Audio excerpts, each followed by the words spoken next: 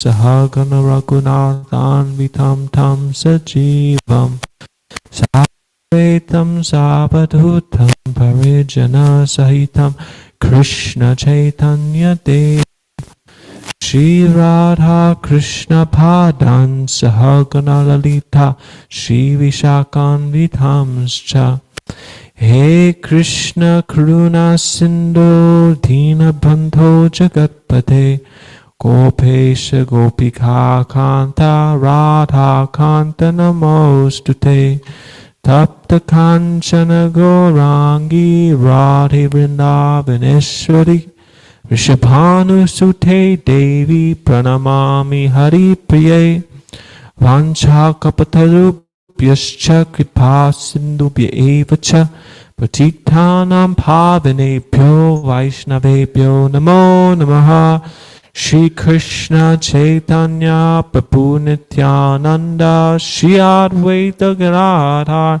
Shri Vasari Gaura Bhakta Vrinda Hare Krishna Krishna Krishna Hare Hare Hare Rama Rama Rama Hare Hare Hare Krishna Krishna Krishna Hare Hare Hare Rama Rama Rama Hare Hare Hare Krishna Krishna Krishna Hare Hare Hare Rama Rama Rama Hare Hare. Jai.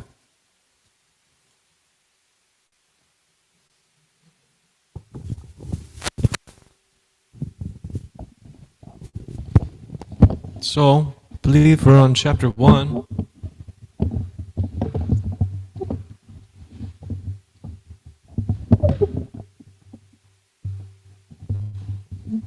Which text are we on? Does anybody know?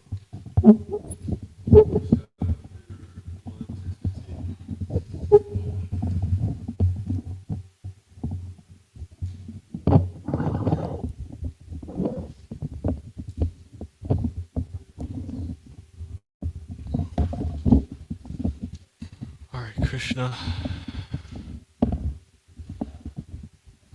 It's just, this part's all wobbly, and then I moved all the other pieces and it's all confused. This will work, but it's like,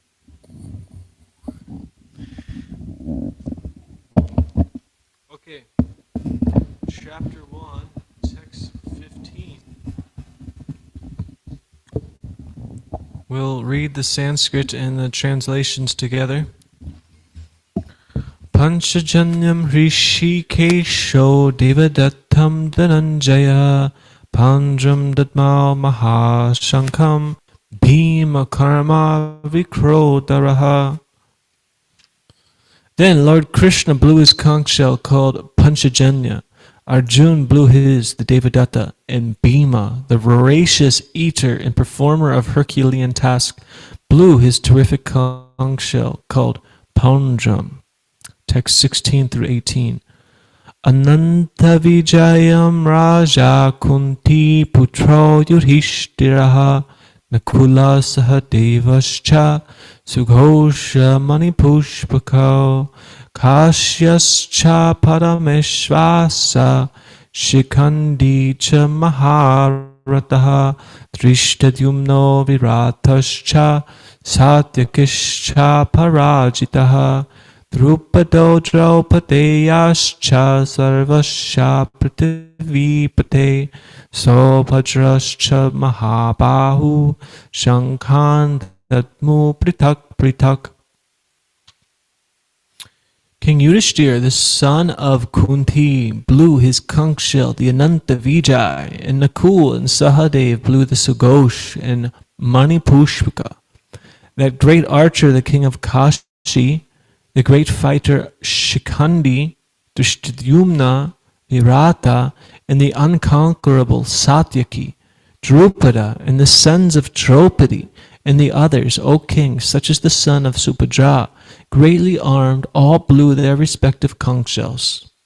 Text 19.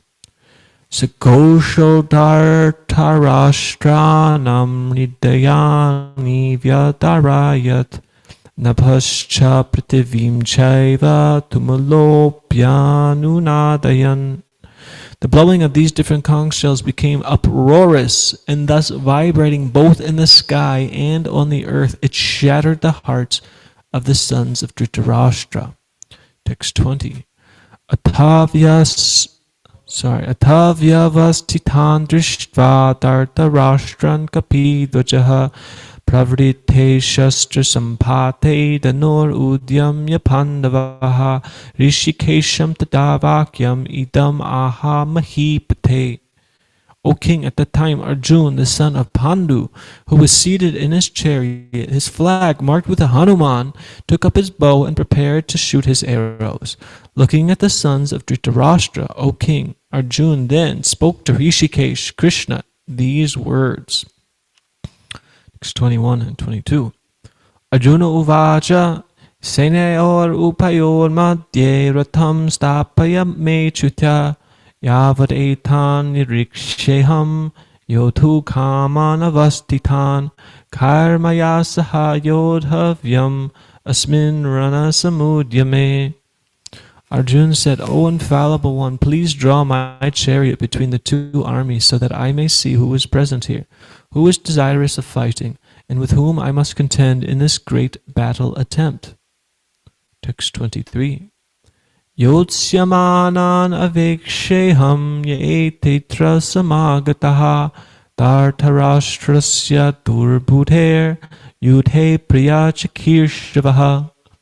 Let me see those who have come here to fight, wishing to please the evil-minded son of Dhritarashtra. Text 24. Sanjaya uvacha evam ukto rishikesho gudakeshena bharata Senayor upayor madhye stapayitva rathotamam. Sanjaya said, O descendant of Bharat, being thus addressed by Arjuna, Lord Krishna drew up the fine chariot in the midst of the armies of both parties. In text 25. Bhishma drona pramukhatha sarvesham cha mahikshitam uvacha partam pashyaitan samavetan kurun iti. In the presence of Bhishma, Drona, and all other chieftains of the world, Rishikesh, the Lord, said, Just behold, Partha, all the Kurus who are assembled here. So we can go to text 15, where we can read the translation and purport by His Divine Grace A.C. Bhaktivedanta Swami Prabhupada, Srila Prabhupada Ki Jai. Panchajanyam Hrishikesho Devadattam Dhananjaya Poundram Dadmao Mahashankam Bhima Karma Vrikodaraha. Lord Krishna blew his conch shell called Panchajanya. Arjuna blew his, the Devadatta, and Bhima, the voracious eater and performer of Herculean task, blew his terrific conch shell called Poundram. Does anybody know the word for voracious eater? Yeah, Vrikodara. Good to know. Purport. Lord Krishna is referred to as Rishikesh in this verse because he is the owner of all senses. The living entities are part and parcel of him, and therefore the senses of the living entities are also part and parcel of his senses. The impersonalist cannot account for the senses of the living entities, and therefore they are always anxious to describe all living entities as senseless or impersonal. The Lord, situated in the hearts of all living entities, directs their senses, but he directs in terms of the surrender of the living entity, and in the case of a pure devotee, he directly controls the senses. Here on the battlefield of Kurukshetra, the Lord directly controls the transcendental senses of Arjuna, and thus this particular name of Rishikesh, the Lord has different names according to his different activities. For example, his name is Madhusudana, because he killed the demon named Madhu. His name is Govinda because he gives pleasure to the cows and to the senses. His name is Vasudev because he appeared as the son of Vasudev. His name is Devaki Nandana because he accepted Devaki as his mother. His name is Yashoda Nandana because he is awarded his childhood pastimes to Yashoda at Vrindavan. His name is Parthasarathi because he worked as a charioteer of his friend Arjuna. Similarly, his name is Hrishikesh because he gave direction to Arjuna on the battlefield of Kurukshetra. Arjuna is referred to as Dhananjaya in this verse because he helped his elder brother in fetching wealth when it was required by the king to make expenditures for different sacrifices. Similarly, Bhima is known as Rikodara because he could eat as voraciously as he could perform Herculean tasks, such as killing the demon Hidimba. So the particular types of conch shells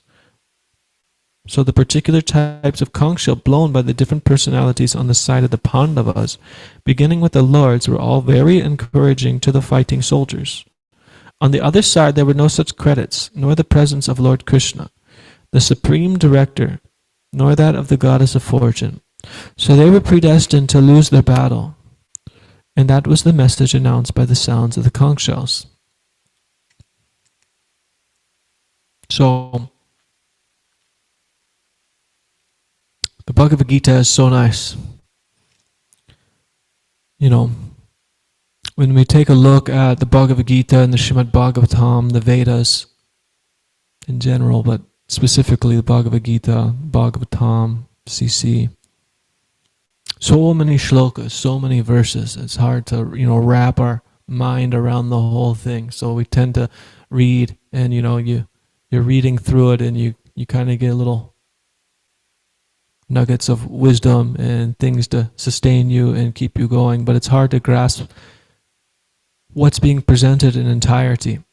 So imagine reading the Bhagavad Gita without the purports of Srila Prabhupada, because as we read through the Bhagavad Gita, whether on our own or just coming to class, I think Magadari said we go through the Bhagavad Gita about once every 3 months or so, then it helps us stay connected with the message. And Prabhupada is tying the message that Krishna is speaking the whole way through all together. Otherwise, you might look at, chapter 6, for example, about dhyana, meditation, controlling the senses, and see it not really being directly connected to devotional service or the underlying theme. But to exemplify my point of what I'm trying to make is that, like in this purport, Srila Prabhupada, in the first few sentences, they're essentially just sentences that are connecting to different shlokas at different parts of the Bhagavad Gita. It says, the Lord situated in the hearts of all the living entities, and then he says, the Lord situated in the hearts of all the living entities, he directs their senses, and he talks about how they control, he rewards them according to their surrender. So when I was just reading it, I was like, oh, Prabhupada's talking about this shloka from the 18th chapter. He's talking about this shloka from this chapter, this shloka from this chapter. So just by reading the purports and hearing from Srila Prabhupada, he's always giving the whole purport to what Krishna is actually saying. Because we hear in chapter 15, text 15, Krishna says, what is it? Vedaischa sarvera hameva vedya. Of all the Vedas, I am to be known. So the whole point of Vedic literature, of Vedic culture, is to come to the point of knowing Krishna as being the Supreme Personality of Godhead. And what does Krishna say? He says a couple things actually. He says, Bahunam janmanam ante gyanavanmam prapatyate vasudeva saramitisa mahatma sadurlabha. After many, many, many births, one comes to the point of realizing that Lord Vasudeva is everything. Vasudeva Saramiti. Sees that Vasudeva is everything, so then let me give myself to him. Krishna, he also says, what is it? Yogi namapi sarvesham madgatanantaratmana shadavan bhajate yomam sameyukteo tamo mataha. Of all yogis, he's the greatest who's constantly connected to me, serving me. And this is just a few. You could go on and on where Krishna, reiterates this theme, like reverberates it in different contexts slightly. That one who remembers him, one who sees Krishna in all things, he's never lost to Krishna and Krishna's never lost to him. One who's always worshipping Krishna with loving faith, Krishna's sitting in the heart, providing all the knowledge for which we can come to him. So that message is there, but if we're not hearing from the proper source, the proper channel, then it's very, very easy to be misled by what Krishna is actually trying to say. And I'm just thinking like, you're sitting down having a conversation with a person and you're having problems. You could take even like a school scenario, for instance. You have a problem with a certain topic you're trying to study or learn or grasp. And the person sits you down and there's a directive. I'm trying to help this person understand this point and come to this point of understanding. So similarly, Krishna is doing the same thing. Arjuna is having a very rough time, a struggle on this battlefield, which is all part of a Leela, just for our benefit. But Krishna has a directive, a narrative to bring Arjuna up to the proper way of viewing things, to his constitutional position, which is serving Krishna. So this is the whole point of the Bhagavad Gita, so we should always keep in mind that everything is leading to that conclusion of surrendering to Krishna, just giving everything to Krishna, and by giving everything to Krishna, there's nothing to fear. And it's very nice. Very, very nice, something that we have to try for ourselves. Because you could hear all day long, oh yeah, surrender to Krishna is nice. Chanting Hare Krishna is nice. Living at the temple is nice. Having a guru is nice, whatever. But you have to do it yourself. And when you make that scientific experiment, okay, let me try, then results are there. Just like in school. What do you study in school? Computer science. Okay.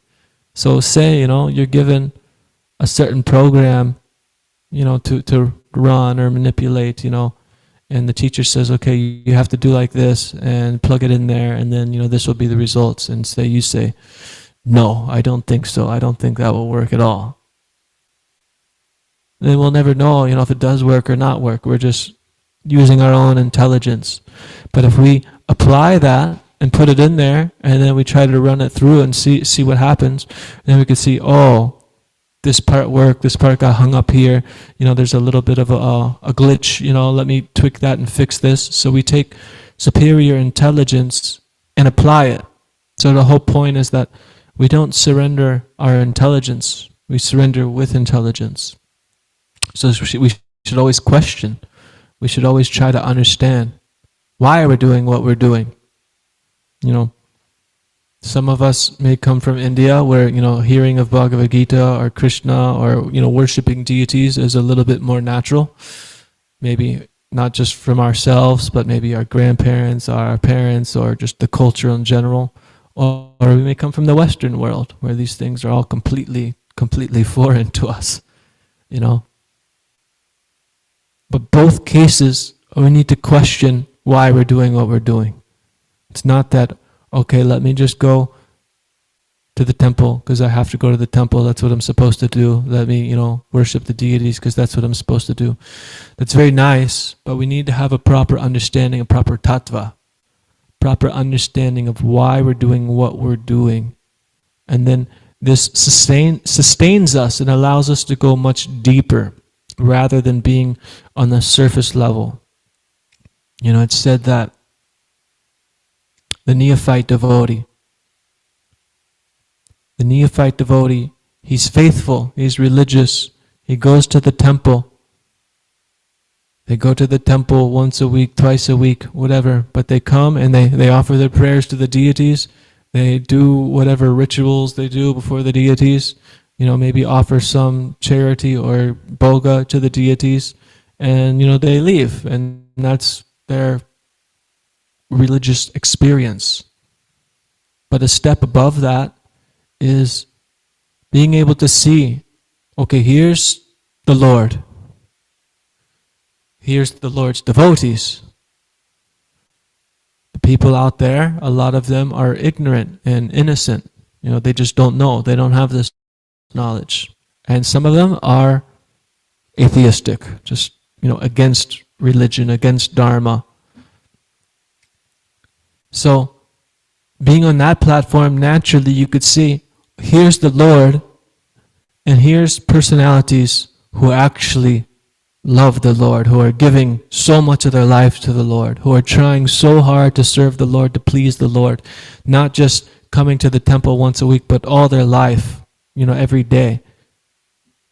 So a wiser decision would be, let me inquire from them. Let me ask them. Let me serve them. Let me please them. And by serving them, by pleasing them, naturally, the Lord is pleased.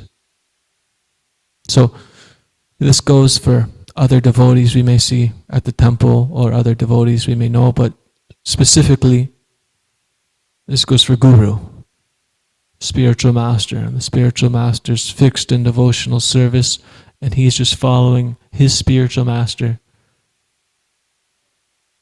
who's just following the path of Krishna consciousness according to the scriptures. And by us endeavoring to please the spiritual master, naturally Krishna's pleased and all blessings are there. When Krishna's pleased by our service, naturally we receive transcendental knowledge. From receiving transcendental knowledge, naturally detachment comes from the material world. Yeah, I don't know about everybody else here, but I'm sure everybody can relate to a certain extent, is that once you started hearing Bhagavad Gita, from Srila Prabhupada, or hearing from the devotees, Gadadhar Prabhu, he was talking on the Sunday feast class, and he mentioned this also. Your desire for sense gratification goes down very quickly. Very quickly. It may remain because we're not perfect and we're conditioned, but immediately you can see the futility of it. That, by chasing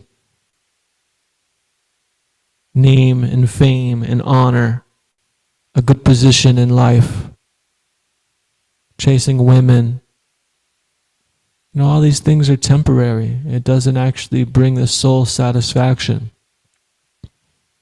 So what brings the soul satisfaction? That's what's referred to in this verse, where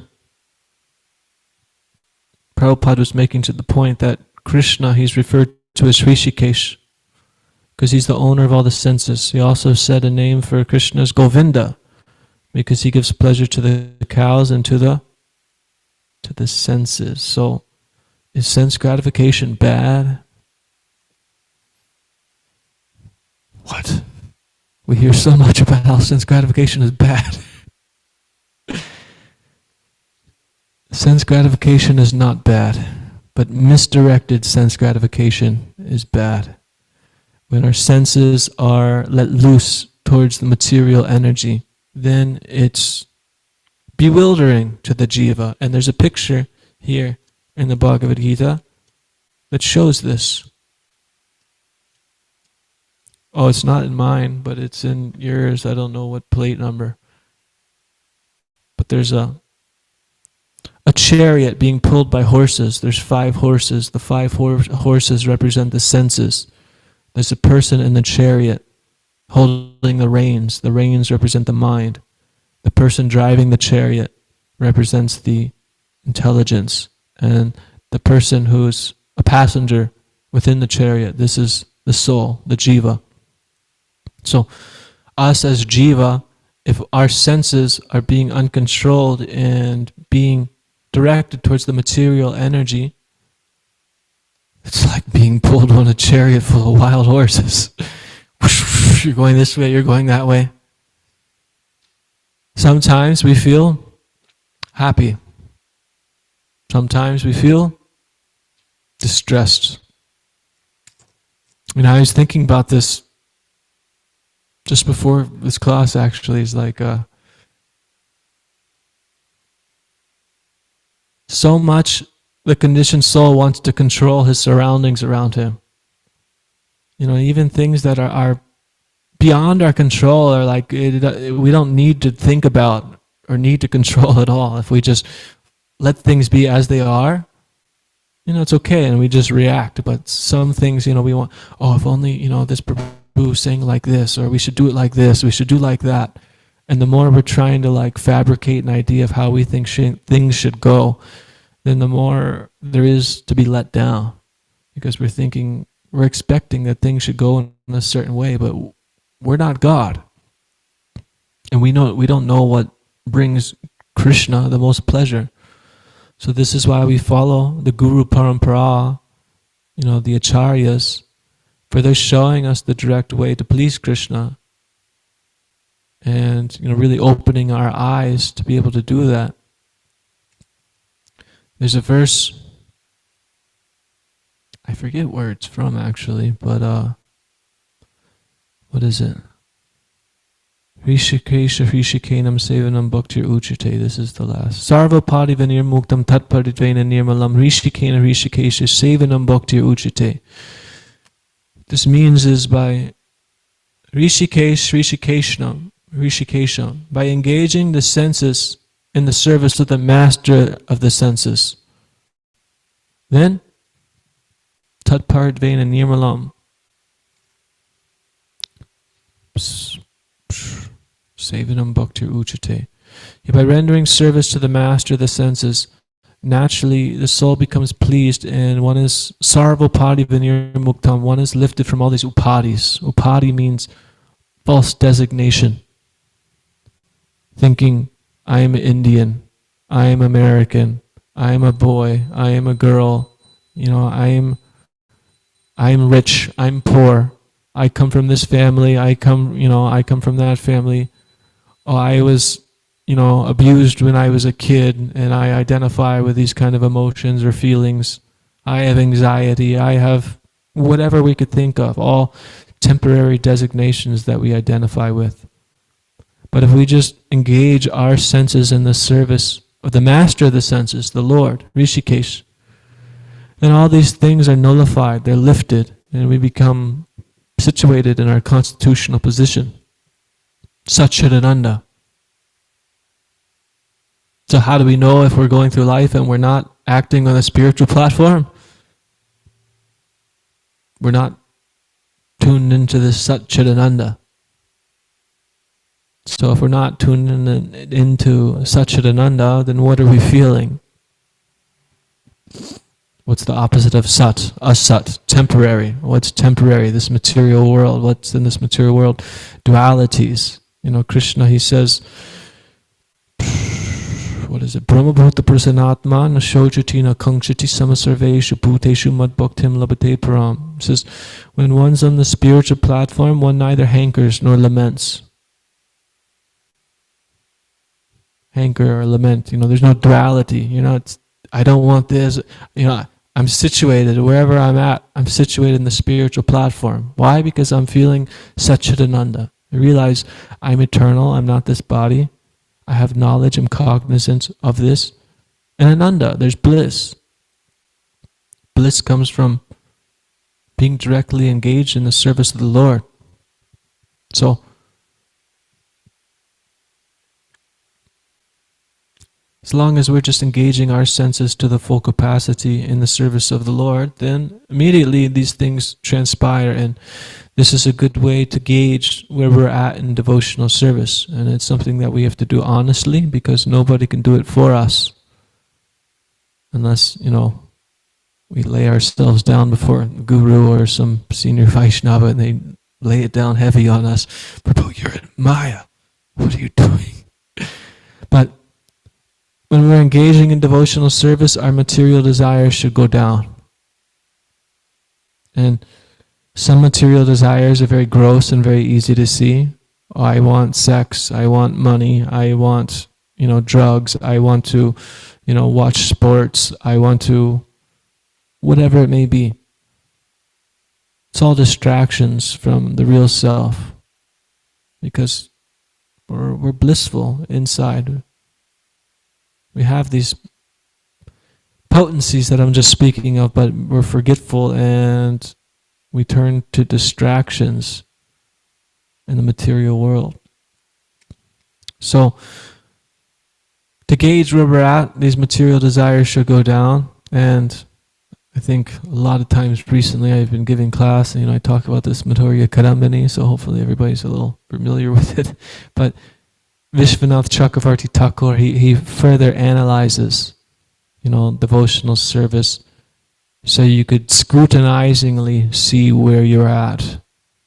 Where, for instance, for somebody who doesn't know clearly what I'm talking about, is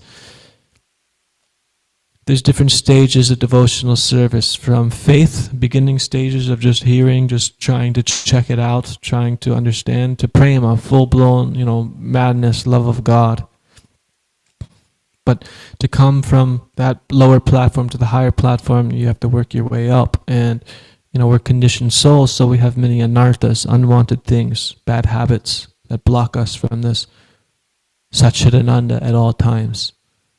So one wants to come up to a platform that's being fixed, where it's just Krishna, he says in the second chapter, Vyavisyatmika bhutir ekahe kuru nandana bahushakya yanantascha. What's the last line?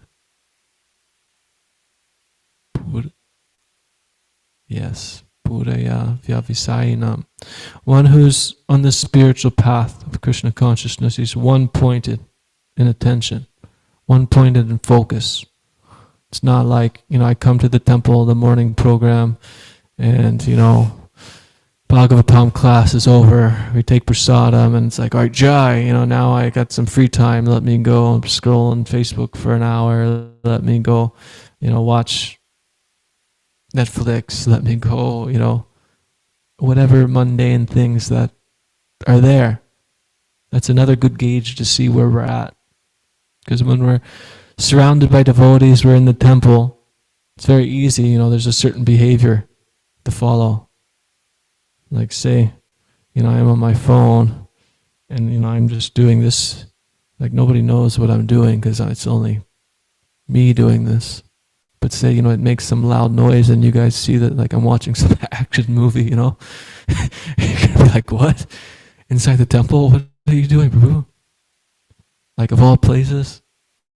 But when you're on your own, there's a lot more room to do these things. But the point being is, where our mind tends to wander when we have that free time, that time by ourselves, even if, we're in a brahmacharya ashram with 200 devotees, and that time to ourselves means just like you have like a little corner over there and you go sit in the corner for a few seconds. But like, where does our mind wander to in those times?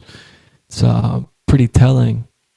And if it doesn't wander to Krishna, okay.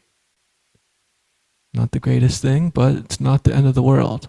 Because Krishna, he says in I believe it's the 22nd chapter of the 11th canto, he's talking to Uddhava, and they're having a conversation about bhakti yoga, and Krishna's talking about controlling the mind, and he compares it to controlling a wild horse. So he says, when controlling a wild horse, sometimes you're on the horse, and like the horse is really fighting, and he really wants to go that way. Sometimes you have to just let him go that way for a second, and then he's kind of distracted or pacified. Then you bring him right back where you want to go. So similarly, Krishna is talking to Arjuna about controlling the mind in the 6th chapter of the Bhagavad Gita, and we all know Arjuna rejects what Krishna is saying about controlling the mind, calling it, more difficult than to control the wind. But what does Krishna say? He says one can do this by constant practice and detachment. Practice and detachment. So Our mind will wander to frivolous things. It will wander to mundane things. It will think of so much nonsense things. You know, I can't speak for everybody, but I know I've had times where you're trying to chant japa. It's early in the morning, you're tired, you're feeling groggy, you just, it feels like there's not like an entire grip on your mind, you know? And your mind's wandering away thinking about some stupid movie you saw like 10 years ago that you didn't even like, but now you're trying to, focus your attention on chanting the Lord's holy names, and now your mind's trying to say, yeah, that thing that you actually hated, you didn't like it, you like it, go indulge in it. So this is the nature of the mind. It's fickle. It's always flickering. You can't trust the mind. Krishna says the mind is the greatest enemy of the conditioned soul.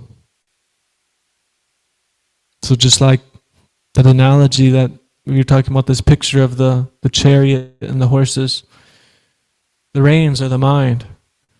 So, imagine you're on a chariot and there's horses and you're trying to pull the reins to control the horses, but the reins are like twisted, so it's like you're trying to pull it in one way, but it's like going the opposite way, and one of them is broken.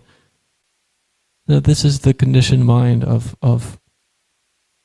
the conditioned soul. And what does Krishna say in the Bhagavad Gita? He talks about, tamagun, that one does something they think is good, but it's actually bad. So, many people, they think they know exactly what to do in the world. They have a great idea that, they're a good person, but according to what Krishna says is, we do, unduly acts. We think that they're actually good, but they're causing destruction. Like some people promote some kind of intoxication or these modern movements, to freely express yourself through changing your gender, or, all these different things, feminism, and all these liberal rights movements. Yeah, it's good, we're being progressive, we're creating more freedom for people, for them to be individuals and express themselves. But according to the Bhagavad Gita, we don't have any knowledge, so we're just doing things we think they're good, but it's actually creating more chaos and destruction in the world. So know this to be tamagun. And everything that we have here in the material world, it's not purely sattvic or purely rajas or purely tamagun. There's always a mixture of these different gunas. They're always fighting for supremacy. So we have to come to the sattvic platform so that we can come to Vishuddha-sattva, this transcendental platform. Only on the transcendental platform will we actually be happy. Other than that, there's no happiness in the material world. And this is the illusion where Krishna says that one conditioned to sattva gun, he becomes conditioned to happiness. He thinks, I'm happy. Life is pretty good. I have money, I have a job, I have wife, I have family. I don't have many problems, no disease. Why do I need Bhagavad Gita? Why do I need Krishna? Why do I need God? But Krishna says, Dukkhalayam ashashvatam, this world is temporary and misery. So it's not so hard to see that. One time I was hearing a lecture from Prabhupada, and he was talking about, like, I have my little pinky finger.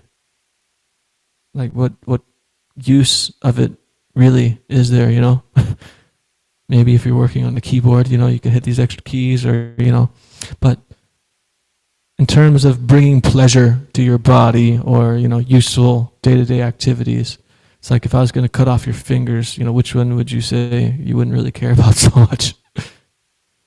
But the point is that you can cause so much pain to yourself from this finger, but you can't derive like any satisfaction, joy out of it.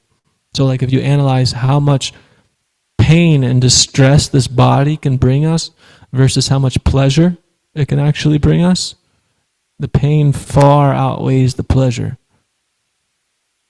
Far, far, far outweighs the pleasure.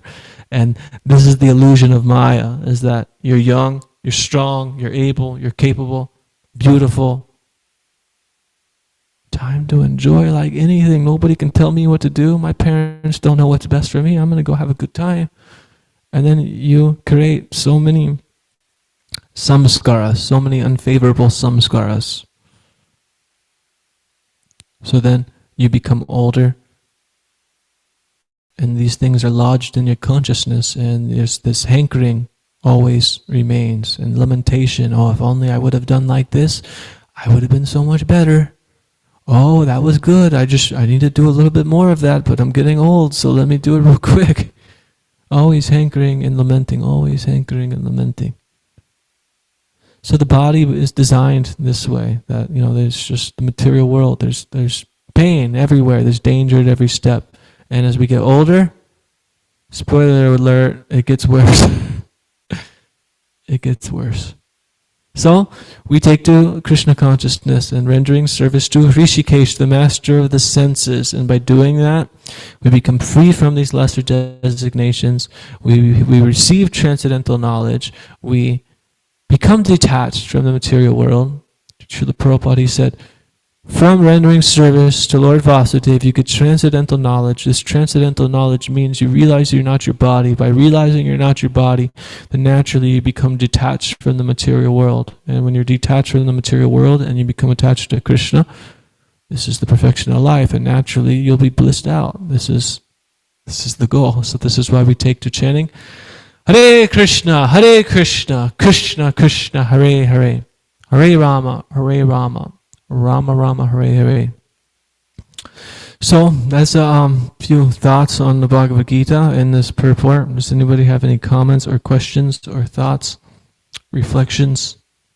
Yes, Radha Damodar Prabhu. I liked your comment about the new movements, or the movements in the material world, like these political movements or identity movements, that like they're coming from a place of ignorance, because like they're born from the sense of like aham ameti, my body, my country, but like those things like change all the time, like my body's constantly changing, and so it's just an illusion to hold on to such a thing, to be attached to such a thing.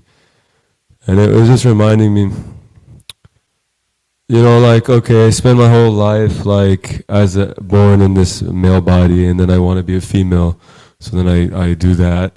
You do. And then I'm born as a female, and then I want to be a man, so you're just switching back and forth. Or like I spend my whole life preaching like about some conflict, like Israel-Palestine conflict, and I'm an Israeli, so I feel so strongly about Israel, but then I'm born in Palestine in my next life or something, And so it's like, you're just accepting and rejecting, because none of these things are actually even satisfying, so you have to just keep constantly switching to one thing to another, but so accepting it and then rejecting it.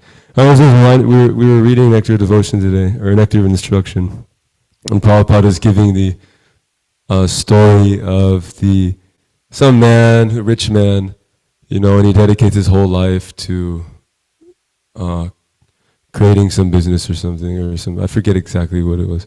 And then for his sons and his grandsons, and then he dies, and then he takes birth as a cobbler in the house next door. And at this point his sons are old, and he goes there and they beat him, because he's just they think he's just some random guy, some nonsense guy. So I was just reminded of that. Anyways, just a comment. Thank you.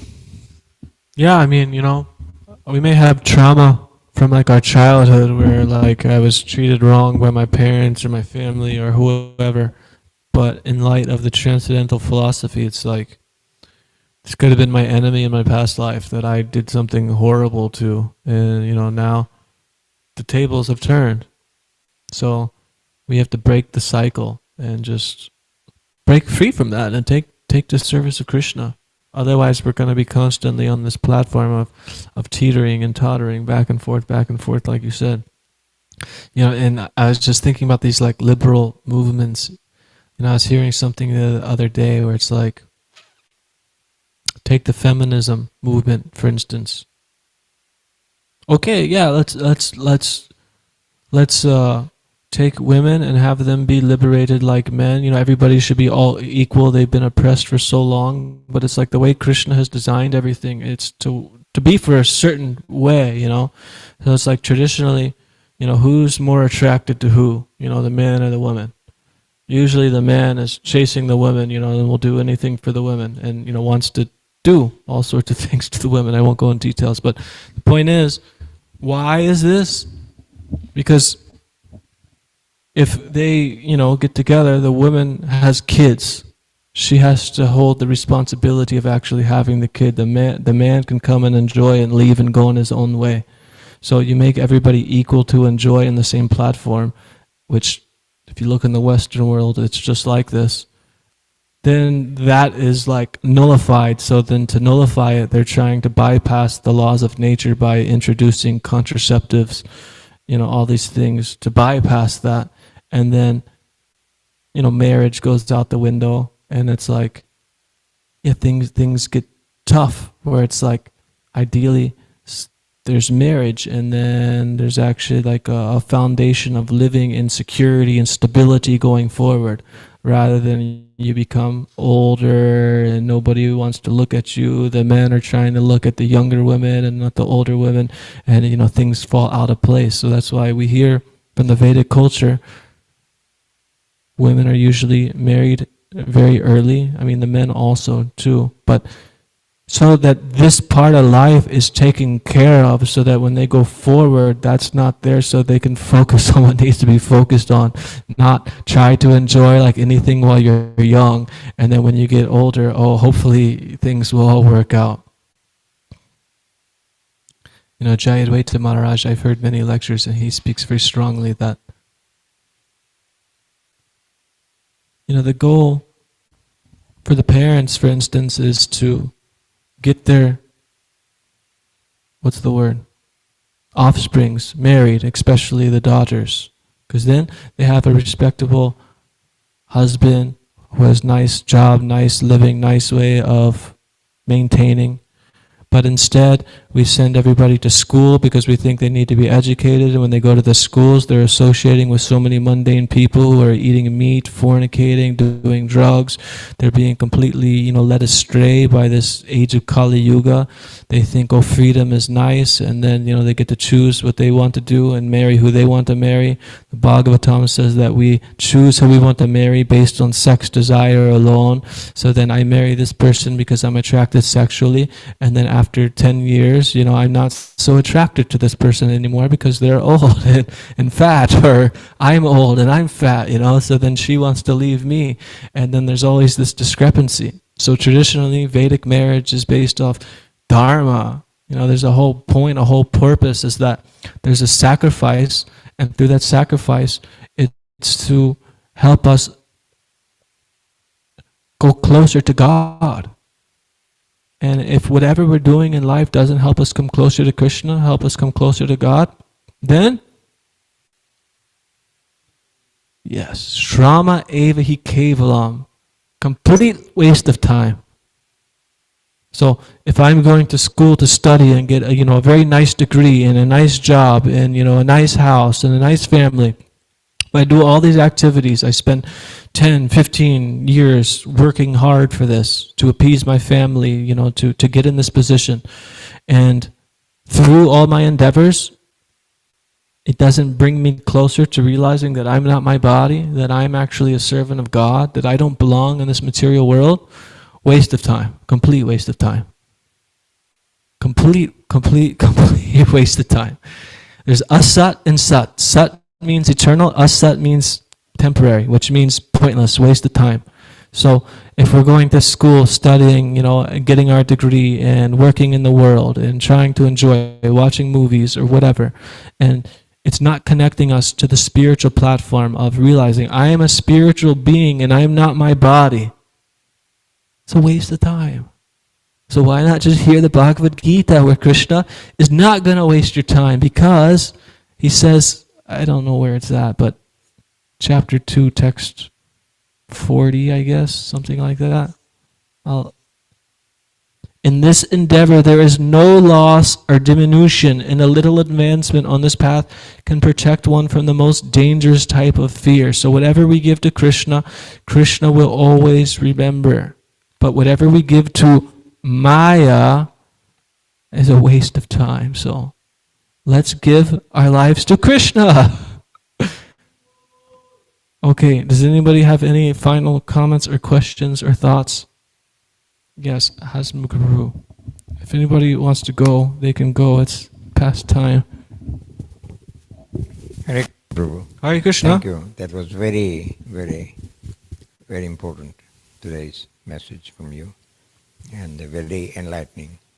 My question is, during the day, we're supposed to start our day at 4 o'clock, let's say, Aarti, Puja,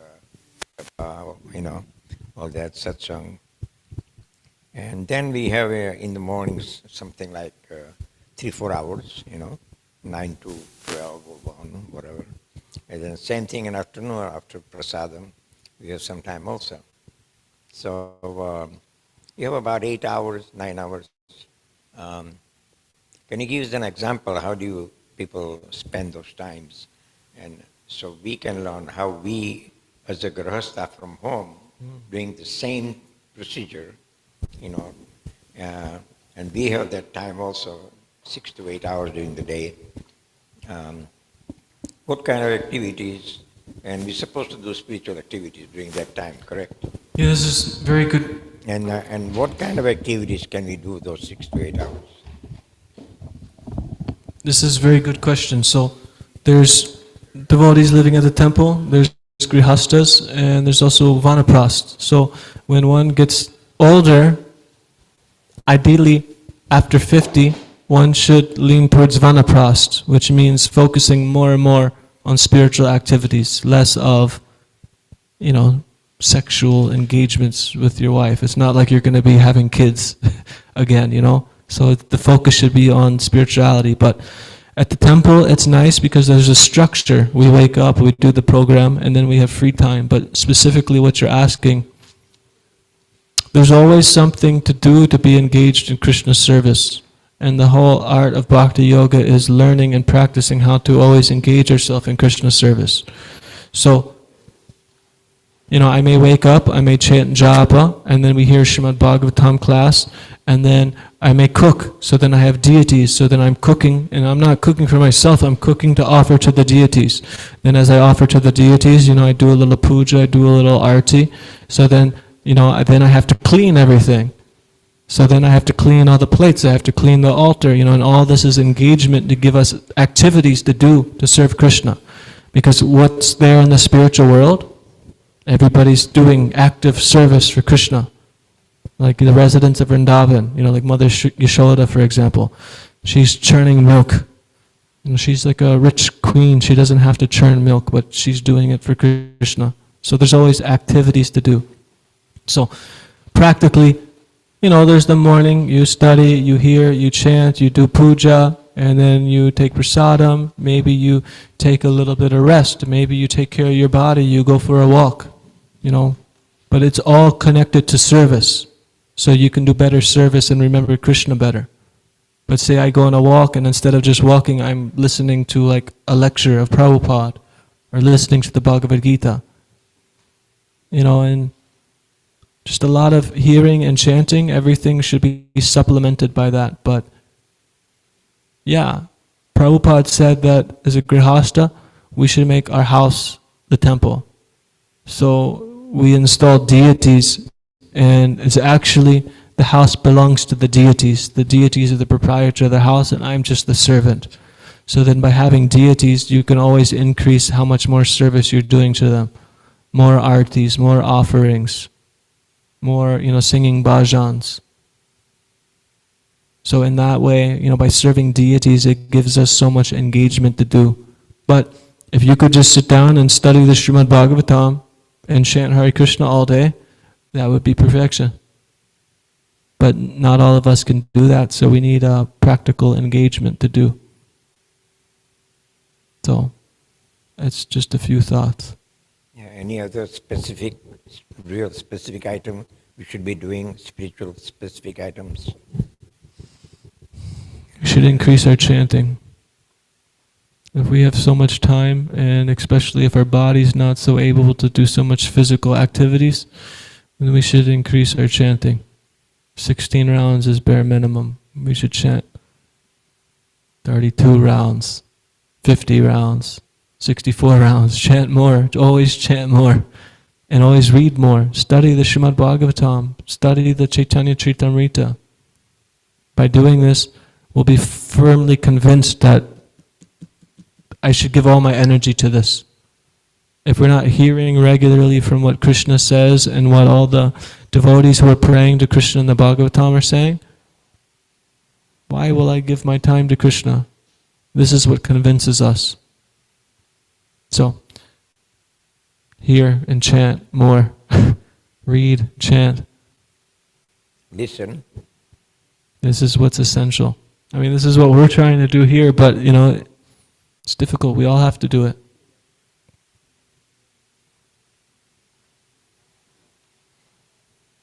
Kirtan? Yeah, you want to do kirtan? Okay, Bhagavad Gita class, ki jai. Jai. Now Hare Krishna. we'll have kirtan.